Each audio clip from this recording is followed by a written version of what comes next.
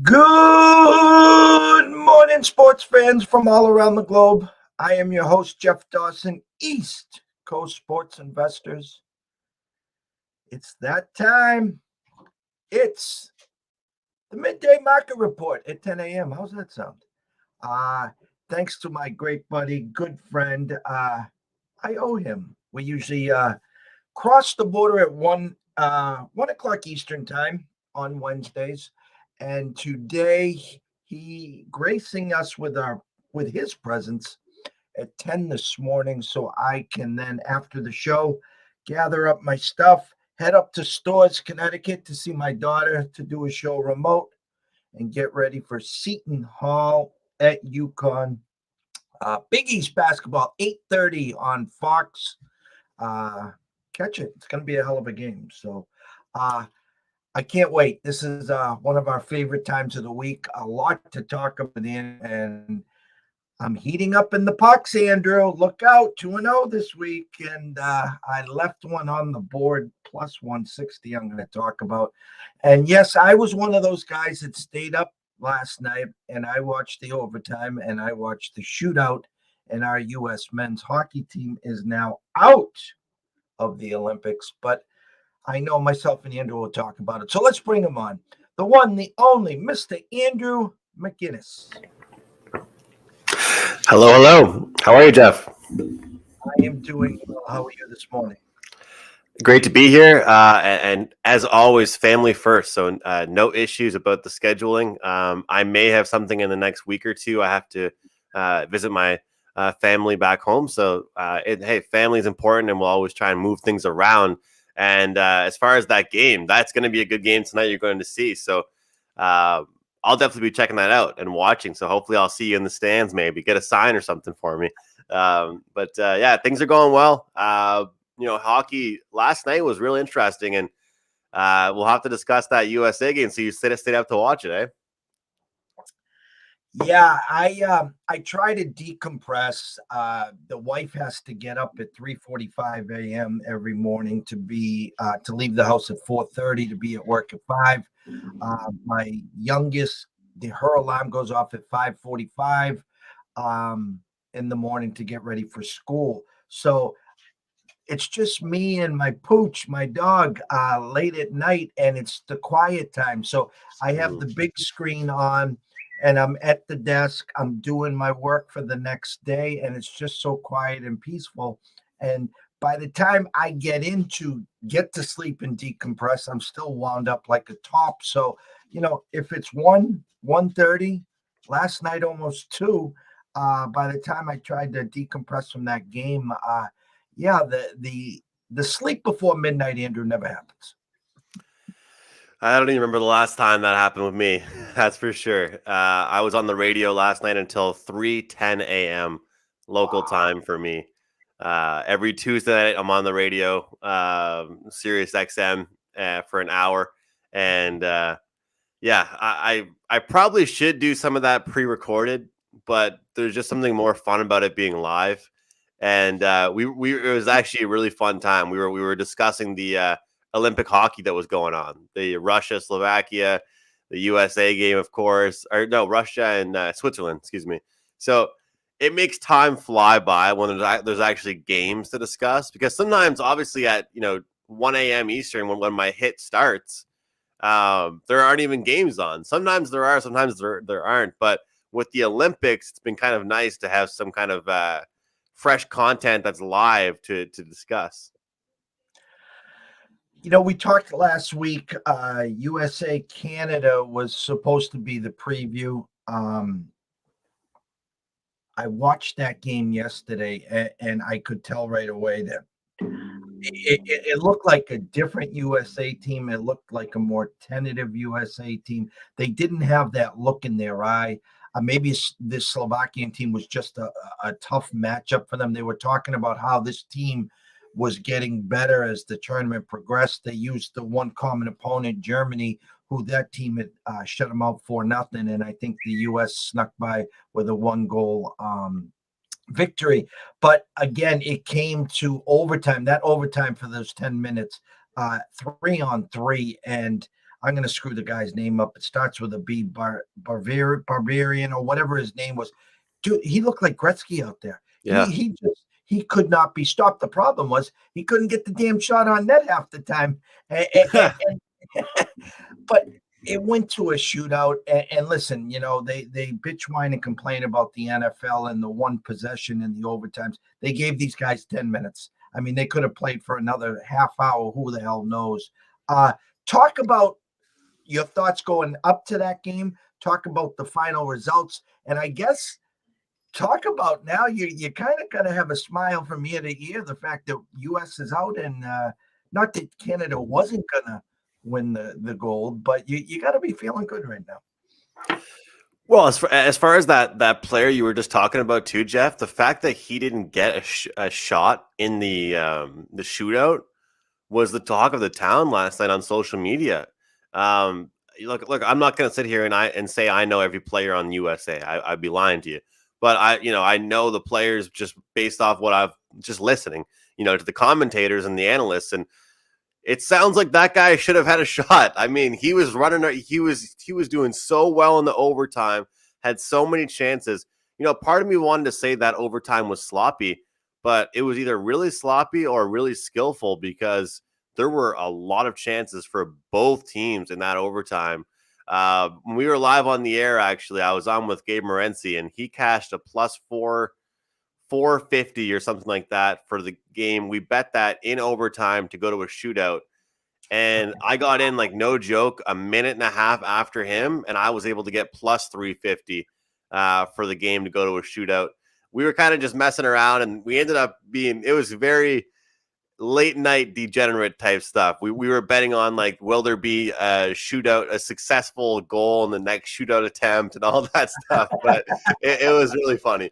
But this tournament, what I've liked about it really is that up until sometimes up until like the third period, you've seen really close games. Like the separation hasn't really been as wide as I usually find it with the Olympics, and even yesterday's ROC versus Switzerland game, I thought that was super close for the bulk of the game. And, this is a team that was plus 125 to win gold. I mean, yesterday that did not look like a team Russia that was, that big of favorites to win the whole entire tournament. So, leading up to that game for both USA and for Russia, I guess I could say that I wasn't as confident in both of them than I probably was going into the tournament. So I've tried to watch as much as I could, Jeff. To be honest with you, I probably watched a lot more of the women's. But I've been impressed with the separation and how it hasn't been as wide as most years, and it's been really nice that way. So as far as the betting aspect, I've taken a lot of pluses. I've been taking, the plus 2.5, plus 3.5, so the live bets and stuff. Ended up on the under yesterday, live under 4.5 in that Switzerland game. So that was kind of nice. Unfortunately, I did have the USA. I did jump in on them. I think I jumped in on them like at the end of the third period or something like that. So you can't win them all, but that was exciting. You love overtimes, and for all the Americans out there, it kind of reminded me when I was watching that shootout last night. If you think back to TJ Oshie, remember that year where he had he went 5 times in a row or something? That was amazing. Well, I can't let you off the hook. There's a big women's hockey game tonight, playing for gold. I don't have the numbers in front of me. I know in the preliminary game that they played, Canada was minus 200. I don't know if you have the actual number for tonight's gold game. Your initial thoughts before the game goes? I said, but pre-tournament, I expected, like most, that this would be the gold game. I just in my gut, I think that Canada's going to get revenge. But I'm kind of curious your thoughts. Well, the price continues to climb up, and that's not just at Canadian, popular books. It's at every book. Canada's getting the money, and I'm seeing at my book that I use a lot of the time minus 225 now for Team Canada. That's getting a little bit carried away, I'd say. But this is where I look. I actually like the over 5.5. You can get that at plus 130 right now, which is obviously something you don't usually get with totals in general. But I think in this meeting, first of all, it was 4.5 in the last meeting between these two teams, just like last week. Game finished 4-2, but I don't think that for a big game like this, championship game between two teams that know each other, I don't think there's any conservative play. I really don't. I think these teams trade chances for a full 60 minutes. I don't think that either team kind of holds back and is very careful. There's going to be goal scoring opportunities one after the other. And the fact that I'm getting plus money here, and let's not forget also, if one team is up, there will be a potential for goalies pulled and stuff like that. I would recommend to people, if you like Canada, though, this is the one time, Jeff, where I would say don't, try and get cute and take the regulation or puck line and stuff just because of the magnitude of the game. You'd hate to have that, regulation or puck line and Canada wins in a shoot or Canada wins in overtime, and that's how it ends. But I do think that just these teams that have so much skill on both ends, I think the depth of the Canadians has really shown this year that we can get over 5.5 goals. And I think it's kind of nice to pick out a plus price there versus looking at, the big price that Canada's laying. I also wanted to mention that we've been seeing it quite a bit.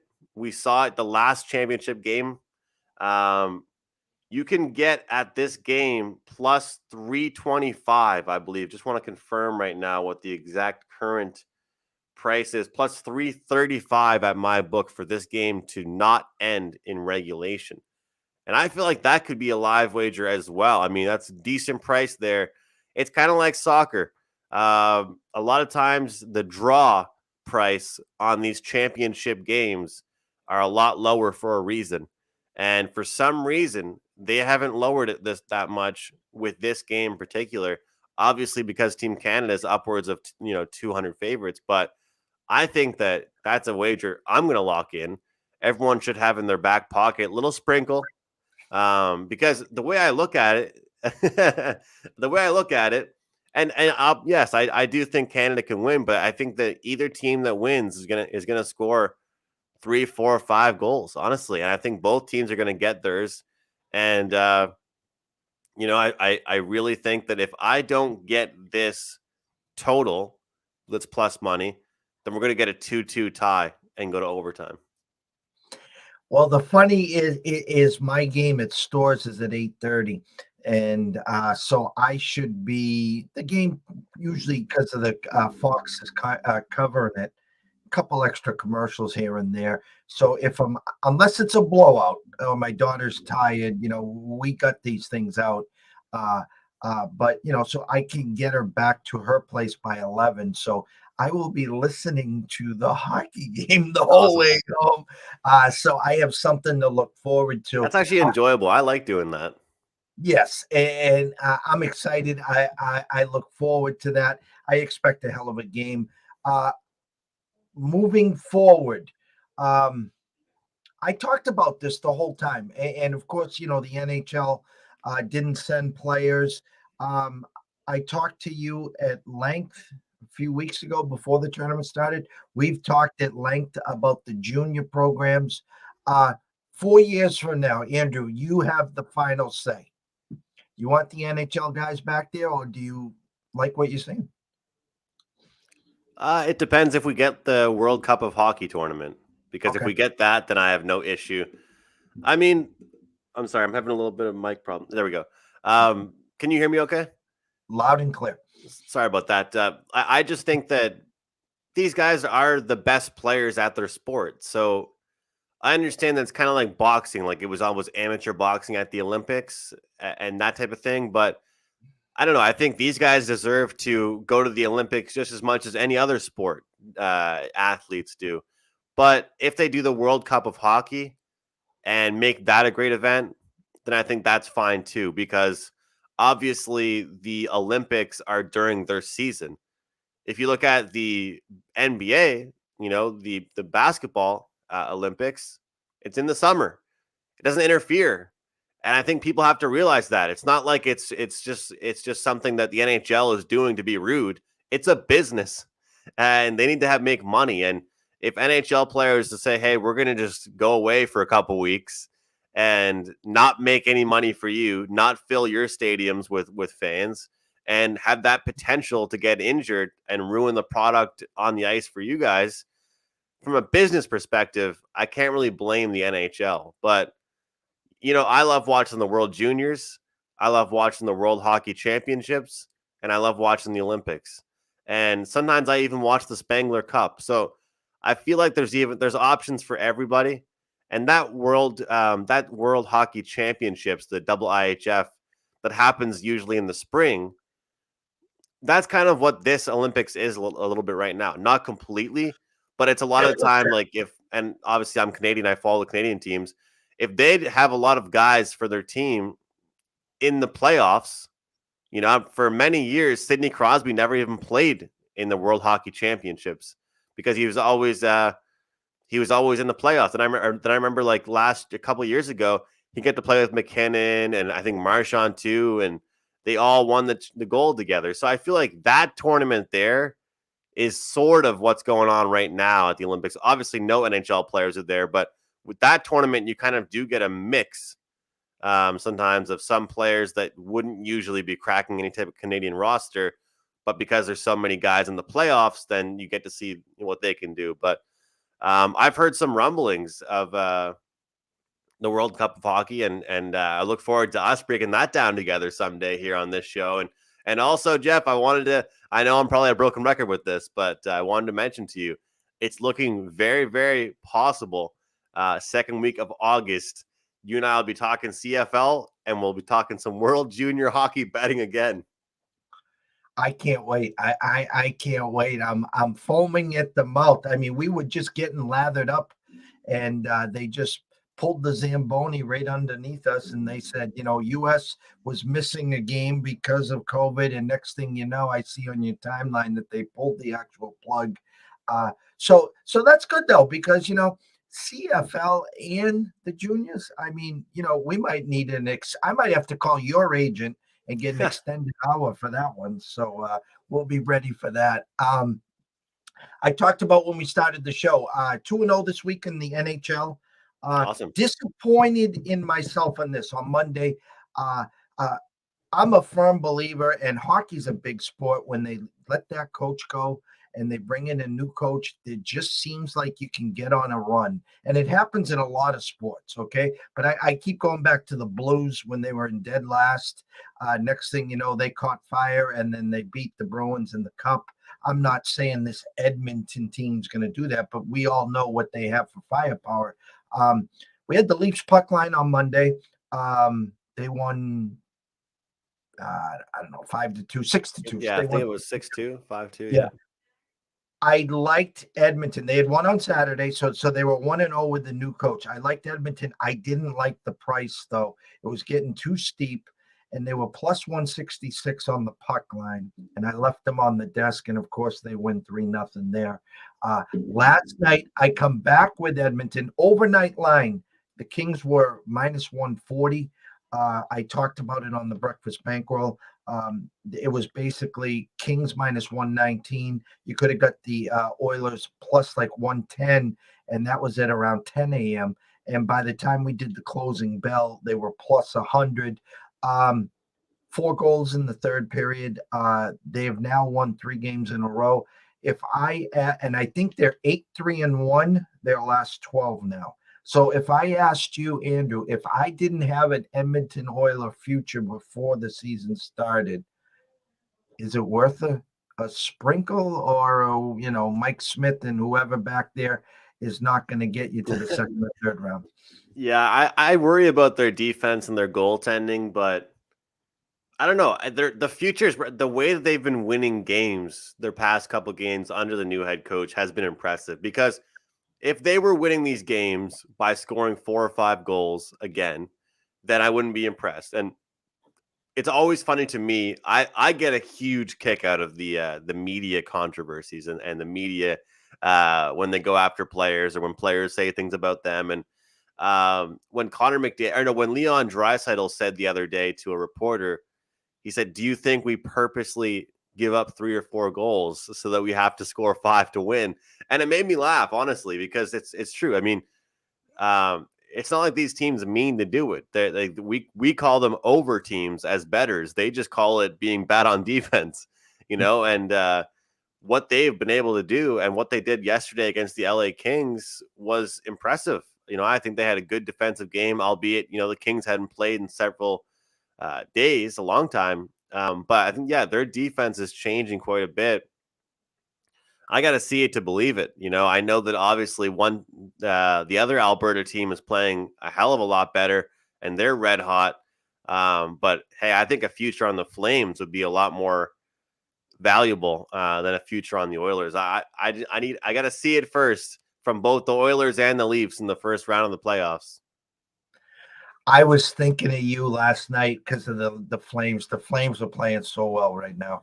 And you guys made a trade, right, with the Flames? Yes. Yes. And he scored in the first game. He's so happy to get out of Dodge. He's like, thank you. I had a lengthy talk with my accountant, my good friend, a die hard Bruins fan, Mr. Scott. And we were trying to pick each other's brain about the West. I always go back to last year. I mean, the Avs were the chalk.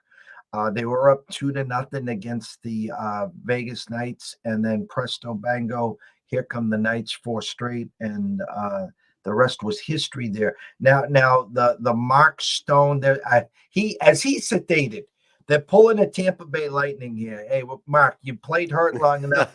Hey, it's okay. Go get your golf clubs. We're going to bring in Mr. Jack Eichel, who makes his debut tonight, by the way. Mr. Eichel making his debut. If I asked you today, and I think we've talked about this, Avs, Vegas, if you needed that, first of all, if those two played in the playoffs, who comes out?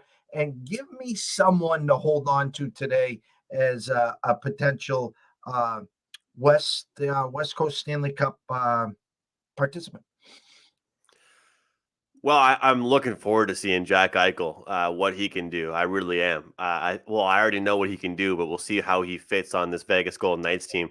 I think that a lot of the times I tell people, be careful with expecting with the prop market and just in general money line and sides on a player that's making his debut, especially after how long it's been. But in this instance, I'm throwing that all out the window. I actually expect a good game tonight out of Jack Eichel. He's ready. They would not have him out there if he wasn't ready.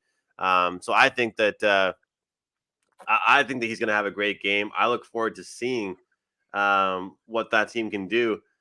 As far as the future, as far as the East, I will say that I talked on your show a little while ago about this, but I want to say that every show I've been doing, I've pretty much been preaching the Pittsburgh Penguins. So since my Montreal Canadiens haven't been doing well, obviously, I've just kind of adopted Sid the Kid's team as a fellow Nova Scotian. He's my team now, I guess, for the time being. I'm not trading teams by any means, just for the time being. But what about the St. Louis Blues? I mean, a team that, we talk about with Husso and Binnington. Obviously, there might be a little bit of a goaltending conflict there, but when that team is scoring goals, they're dangerous. And I think they're built to be a playoff team. They're physical. They have experience. They're quite a bit of a deep roster. They've got big bodies on the blue line. I think the St. Louis Blues kind of present some decent value. Obviously, they're third in the Central Division right now. I think that they're better than the Minnesota Wild. The Wild have a good team, but I think the Blues are a little bit better than they are. But it's hard to argue with the Avalanche going the distance this year. And that's just the issue right now, is that there's no real quote for quote value on that wager. And you already know that how many sports books were getting hammered with Vegas Golden Knights bets the second that Jack Eichel signed with them. So unfortunately, I'm not going to give a dark horse like the Coyotes or the Blackhawks. But hey, the Flames first in that Pacific Division, and a couple weeks ago, they're paying pretty good plus money to even finish in first place in that division. So that's impressive to me.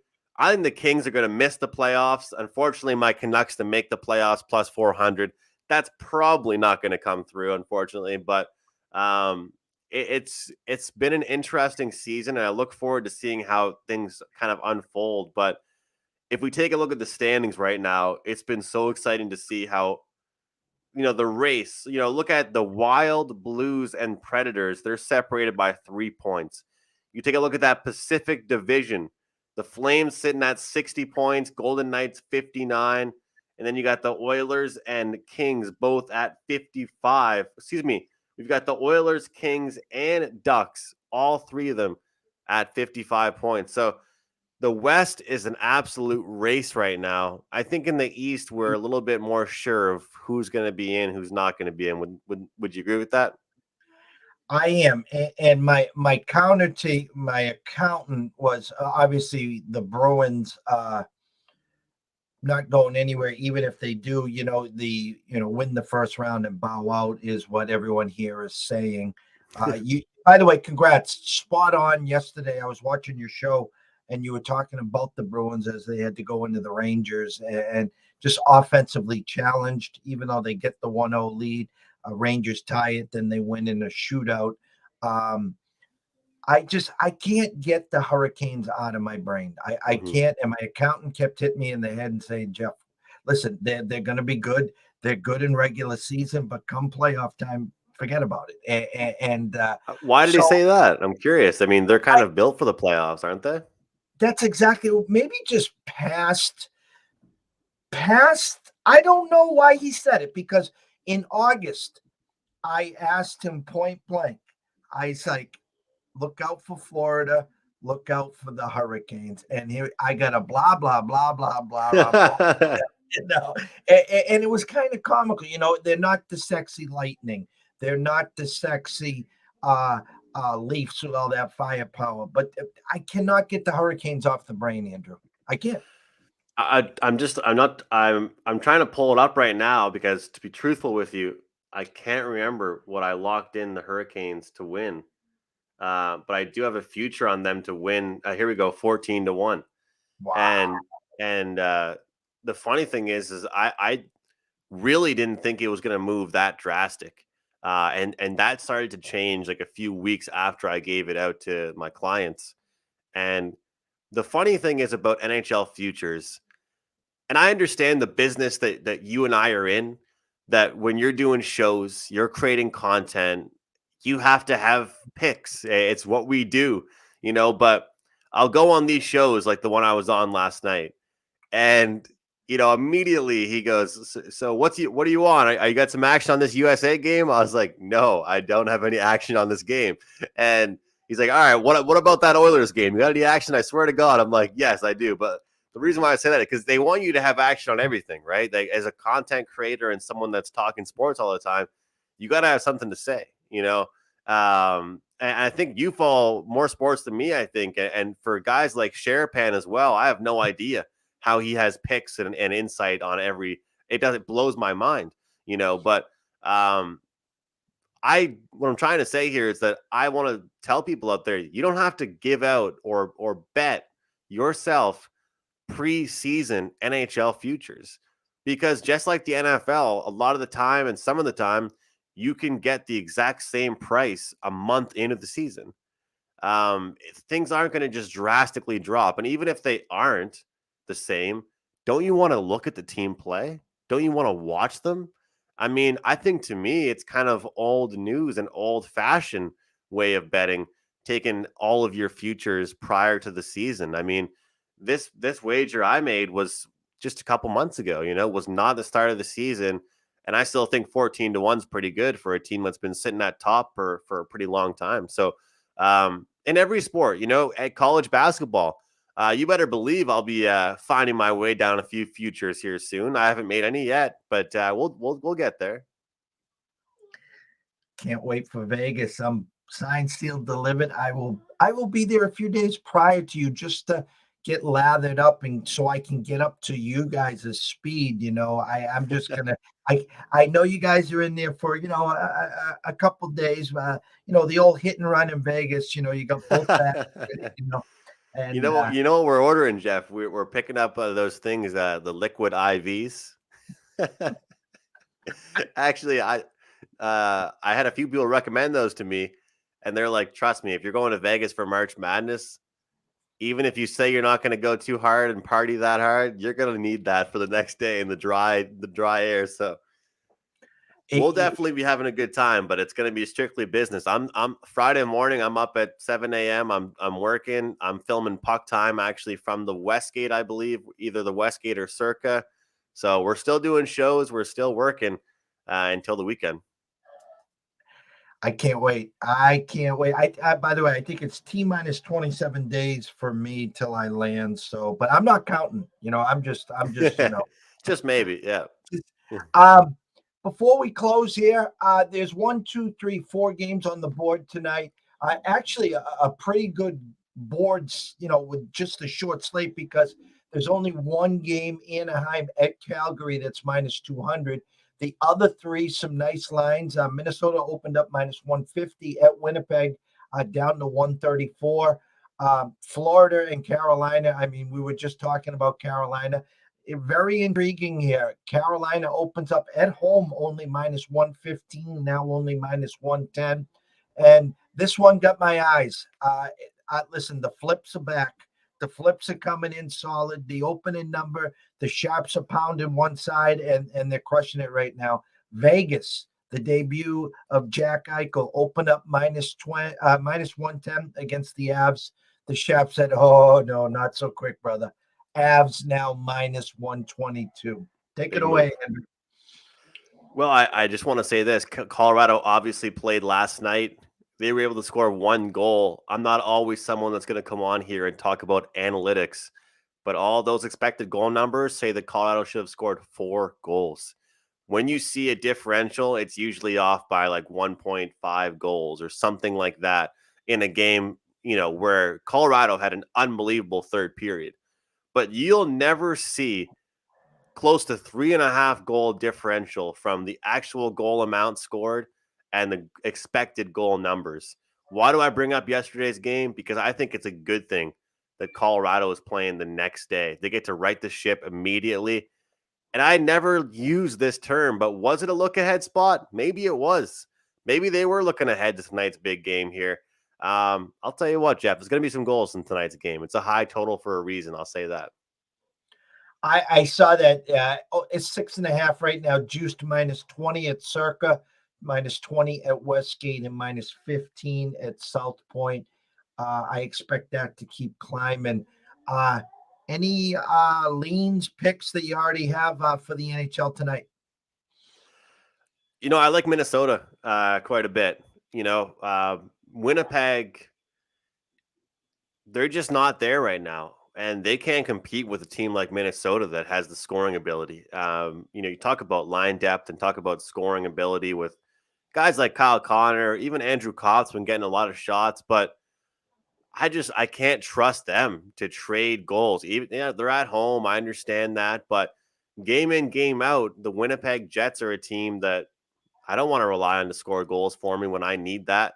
That game for them against the Blackhawks, to me, just proved that a team can play good hockey and still not score goals. And that's kind of what I saw with them. So the price is coming down, and I'll say thank you very much and swoop in there on the Wild. So they're a fade team for me right now.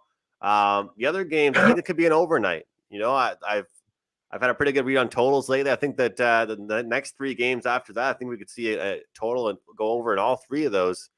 But again, like I said, I do like that Vegas Colorado game over the total.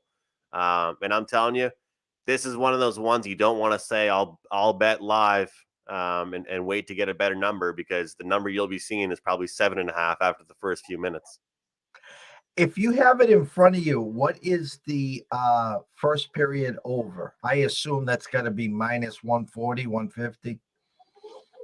First period over. Let's see. It's it's showing up as 2 for a lot of books, but it's minus 165 most shops for a 1.5.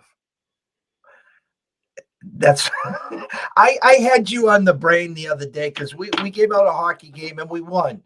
Awesome. But the problem was I was like, man, why didn't I take the first period over? We were just talking last week about listen, what's better, the team total or the game? And you had just had a nice winner with the team total, and it was a 6.5 juiced over. And I'm like, why sweat the madness when it was like 1-1 after 4 minutes? I'm like, man, I could have had the first period over. And I don't care anymore. Well, speaking of first period overs, I gotta vent some rage right now. How did I not bet that New Jersey Devils first period over yesterday? Unbelievable. I mean, there's so many trends that you got to keep track of, but this is one that we all can't ignore, Jeff. I mean, the New Jersey Devils first 10 minutes and the first period has been lights out for like 3 weeks now. And it comes to a point when it gets this far that you just have to stop worrying about juice. And once that streak breaks, it breaks. But the Devils are a team that first period overs right now for them. They're rocking. Just wanted to get that out there because it's something for everybody to keep their eye on. All right. So we talked Olympics, NHL. We talked a little Vegas. We'll be talking more Vegas as it gets closer. The crawler at McInnis Picks at Wager Talk at Sports Mayflower. Go over to YouTube at Mayflower Sports. Subscribe. Smash the like button. Help everyone out here. I tell you what, no one's got more power, more dedication, more enthusiasm on the frozen ponds than this guy right here named Andrew at Wager Talk at McInnis Picks. But I want him to tell everyone, A, where you can find all your productions, all your social media. B, what's going on with Wager Talk this week, this weekend, the rest of the year, whatever you got going on, Andrew, the floor is yours. I'll just say this. We're live in about 14 minutes with our Puck Time Hockey Show. So check that out. We're live every day at 11 a.m. Eastern Time. So we're really trying to build the audience of that show. We've had a great year on the show so far. We're trying to have different guests on every single day. And it's been great. Best bets at the end, usually some prop talk and all that good stuff. So yeah, we're live in 14 minutes. Check us out. The producer says, get Andrew off the stage now. From Jeff Dawson at EC Sports Invest, from Andrew McInnis and McInnis Picks at Wager Talk, we wish you all a blessed day, and always wager, invest responsibly. If you have a problem, pick up the phone. There is an 800 number available. Ask for help. Why? Because myself and Andrew want you here today, tomorrow, next week, next month, through 2022 and beyond. We wish everyone a great day. Best of luck with your picks. Stay in your lane, and we will see you tomorrow.